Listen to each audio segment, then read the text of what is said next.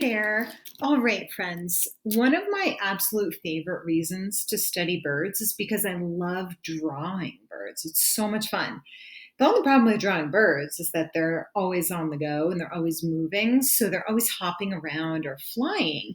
So it's really hard to get a very good long look at them, long enough to draw them or to sketch them. The other thing is that we want to look with the eyes of a scientist more than with the eyes of an artist today. So when I look for ideas for what pictures to draw or sketch of my bird, I want to think about how I can make it look realistic or scientific. So, how could my picture teach people about this bird? How could my picture teach them about the type of beak it has, the type of feet it has, what its plumage looks like, more so than making it like a rainbow imagination drawing? So that has its time and its place, and I love being creative with our drawing. This is different though, it's scientific drawing. So we're going to look with the eyes of a scientist. We're going to look at some pictures and I'm going to show you some different photographs that I looked at. And I'm going to tell you why I made the choice I did to draw this pileated woodpecker. So the first thing you are going to need to do is to find a photograph that you really like of a bird. But you want to have most of its body in there. And we're not going to try for our first try doing pictures of birds that are flying because it's very complicated and it's like a next step. But I can show you guys a video of a great artist who teaches us some tips and tricks for showing birds flying. For today, though, I'm going to look at, so this would have been pretty cute, except that it's white and I have white paper. But what I'm looking for when I look at these photographs are shapes. So this one, it looks like one big oval, but I can actually see there's an oval here and more of like a small oval there of its head.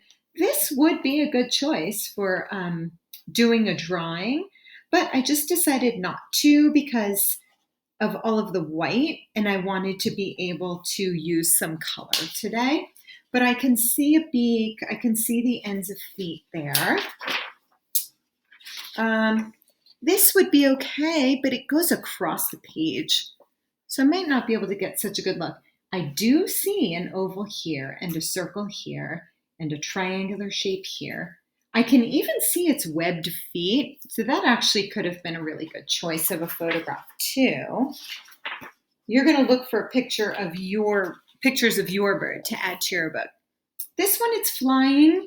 And it's pretty complicated to get that wing in front of its body, so I'm going to skip that one. This is also in the middle of the page, so it makes it look a little funny. Yeah, that's in the middle of the page, so that won't work. There, it's flying. This one I thought could be pretty interesting. I can see its beak, I can see its feet. I really see an oval-y shape sort of coming to a triangle at the bottom here. Can see the tail. I can see the roundness of its head there. So this would have been a good choice. And I also thought this might have been a good choice because I can see how it kind of goes wide there and triangle there. I can see the puff out of its chest looks kind of roundish, and I can see the roundish of its head. So a great artist that we usually go to see in Stinson Beach once taught me how to see the shapes in the bird. He said that that was actually the most important thing that you wanted to start with. Two important things. See the shapes that make up the bird. And next, don't draw too hard to begin with. You want to have a pencil with a good eraser. So you want to be able to lightly do the lines so that you can darken the lines you like and erase the lines that you don't like so that you get the shape that you prefer. So what I'm not going to do, so I'm going to look at the shapes and then I'm going to show you how I'm not going to draw. So here I see sort of ovalish that comes to a triangle-y shape there. So I'm going to trace it with my finger and get an idea of the shape I want. I'm going to start with that. What I'm not going to do is that. See how I just went once around and I did it kind of dark and kind of hard? I can't change that now if I end up not liking it. Okay, but then I'm going to see the ovally shape of the top. So the other thing is that this artist, his name is Keith Hansen, told me that a lot of times people put the head right on top of the body, but it's not. It's got a neck. So when I draw the head, I have to leave some space for putting the neck. And I did these lines too hard. So I'm going to show you what I am going to do using that sort of triangulish oval shape for the body, and then this shape for the head. The other thing he told me is that he makes a piece with his fingers and he holds his pencil like this when he's sketching. You can do what's comfortable for you though. So I'm going to kind of tilt this down so you can watch me, but I'm going to think about really lightly doing this triangle-y shape that's rounded at the top. And I'm going to keep looking back at it and see, okay, I kind of did this part up too high and it doesn't fit. Its shoulder actually goes down on this side. So I'm glad I did light lines. I'm going to get rid of that. Just kind of make that come down. But I kind of like the rest of it. I think it's going to work out. Then I'm going to look at the ovally shape of its neck, but look here. Its shoulder to its head, actually kind of far, right? I need some space for its neck. So I'm going to kind of really lightly go like that. So I've got this triangle-y shape here, and then I've got this sideways ovally shape there. Now I'm going to use my pencil to sort of connect the neck, but I think the neck goes in further than that. So I'm going to kind of real light do some lines that I think might work out. I'm going to add this little crown where it goes red. So now I'm kind of up to this. Okay. Then I'm going to look at the shape of its bill. So it's pretty long and pretty much like a triangle pointing into the cavity in the tree. So I'm going to see if I can make it real light again, real light. Make it long enough and put that little line where I can see the upper mandible and the lower mandible are separated. So I'm feeling pretty good about that. Feeling pretty good about that so far. And since I like a lot of my lines, I'm going to concentrate on the lines I like the most. I'm going to make them now a little darker. If I like the line, I'm kind of darkening it. All right. I like these outside lines. I like this outside line. I'm looking really carefully and I kind of see some lines where the wings come in there. Okay. Getting a good look at its foot now. It goes kind of like down, up, and it's really close to its body. And the feet can be kind of challenging, but I'm going to do the best I can. And put a little claw on it. This picture, I can't see the tail, but I know that it has a long tail in there, so I'm actually going to add it in there. I'm going to look at the eye now because I'm liking some of these lines. Okay. Now I'm actually going to see, what do I like about this and what do I want to change? My first drawing is usually not going to be the one that I'm going to keep. I'm usually going to look at it just like we did in the Austin's butterfly video, and I'm going to see what could I change about the shape. And for me, when I look at that and then I look at this, I think I made the neck too thick, and I think I made the head too flat. So I'm going to turn my page and I'm going to do another. I'm not going to color this one yet until I really, really like the shape. So I'll show you how I did another. I already had that one done, and I liked this shape a lot because my head was a little bit more rounded,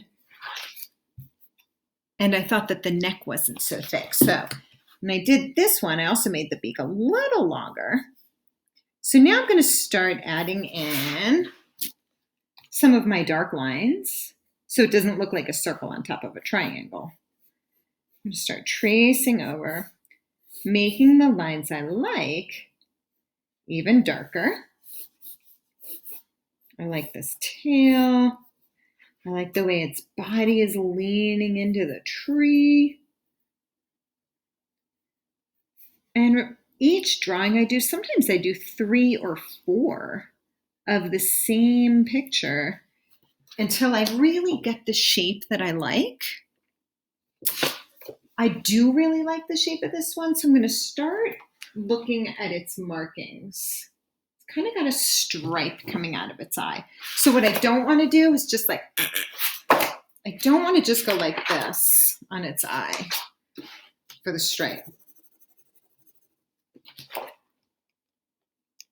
Okay, I want to kind of feather it in like this. And I can always keep making it darker. Okay, I can always keep making it darker if I want it even darker. I'm going to keep looking up at my picture, and I see how the black comes down here, and how this part is really black, right? Okay, so I pretty much have the shape that I like. Once I have a version of this with the shape I like, I'm going to start getting colors. I needed a black, and I need a red. But what I'm noticing is that this part is not exactly white. It's kind of silverish and kind of like a light tan in there in parts of that. Okay, I need a little more detail coming right from the beak. It was kind of black.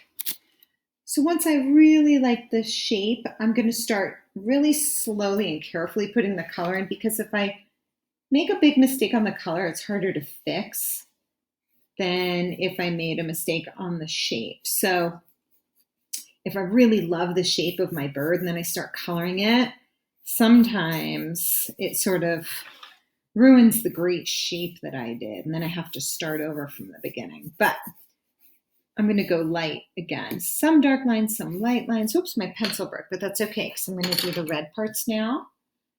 And I'm going to look at where it's red and see if I can get a really, really bright, brilliant red in there.